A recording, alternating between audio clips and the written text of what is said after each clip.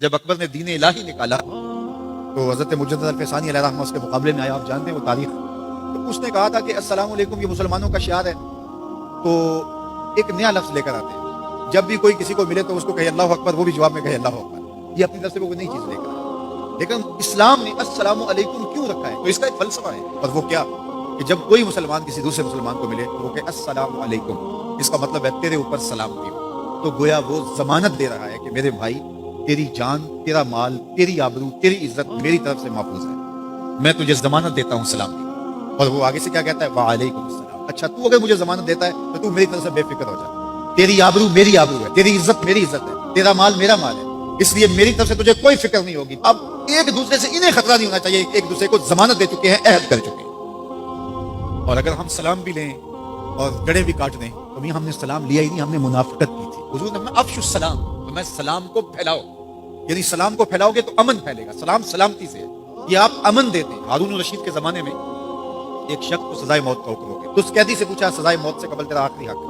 اس نے کہا کہ میں بادشاہ سے ملنا چاہتا ہوں. انہوں نے کہا ٹھیک ہے. بادشاہ کو کہا کہ سزائے موت کا قیدی ہے, تو وہ کہتا ہے میں بادشاہ سے ملنا چاہتا ہوں. بادشاہ نے کہا لیا.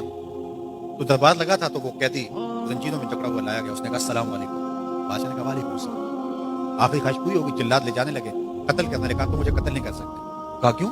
کہا بادشاہ نے میری ضمانت دے دی, مجھے آزاد کر دیا. بادشاہ نے کہا میں کب کیا؟ کہا تم نے کہا نہیں وعلیکم السلام, تمہیں سلامتی ہو. تو جس کو تم سلامتی کہہ چکے ہو تو کیا اس کے اوپر سزا ہو سکتی ہے؟ تو بادشاہ مسکرانے لگا, کہا جاؤ میں نے اس کو آزاد کیا. وعلیکم السلام کہہ دیا تو پھر سلامتی ہوگی نا. اسی لیے ہم کہتے ہیں حضور پہ سلام پڑھا کرو. حضور پر جب سلام پڑھو گے تو حضور بھی سلام کا جواب دیں گے.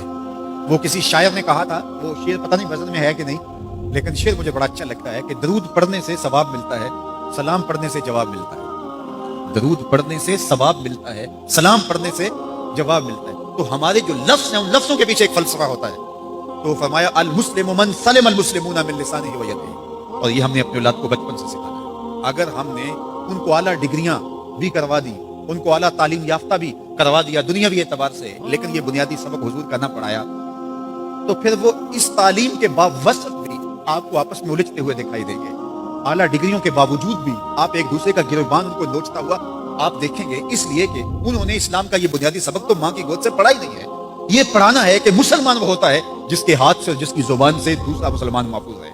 مجھے بتاؤ, جس کو یہ سبق اس کی ماں نے پڑھایا ہو, جس کو سبق اس کے باپ نے پڑھایا ہو, تو وہ کسی مومن کی ماں کو گالی دے سکتا ہے, کسی کے باپ کو گالی دے سکتا ہے, کسی کا گریبان پکڑ سکتا ہے, کسی کو تھپڑ مار سکتا ہے, کسی پہ زیادتی کر سکتا ہے؟ کبھی نہیں کرے گا. اس لیے کہ اس کو حضور کا فرمان یاد ہے کہ مسلمان ہوتا ہی وہ ہے جس کی زبان اور ہاتھ سے دوسرے محفوظ. ہم نے یہ سیکھنا ہے اور اپنے عمل کے اندر اس کو داخل کرنا ہے کہ ہمارے رویے اتنے خوبصورت ہو, ہمارا طرز زندگی اتنا خوبصورت ہو کہ ہمارا پتہ چلے کہ ہم حضور کے غلام ہیں. ہمیں خوبصورت رویوں کا درس دیا گیا ہے, ہمیں خوبصورت رویوں کو اختیار کرنے کی تعلیم دی گئی ہے.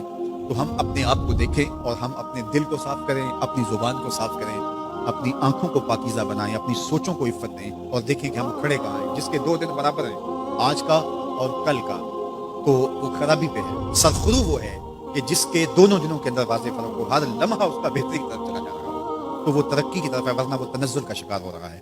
تو ہمیں یہ سبق دیا گیا کہ قد افلح من تزکا, کامیاب وہی ہوا جس نے اپنے من کو ستھرا کیا, اپنے باطن کی صفائی کی, اپنے اندر کو پاک کر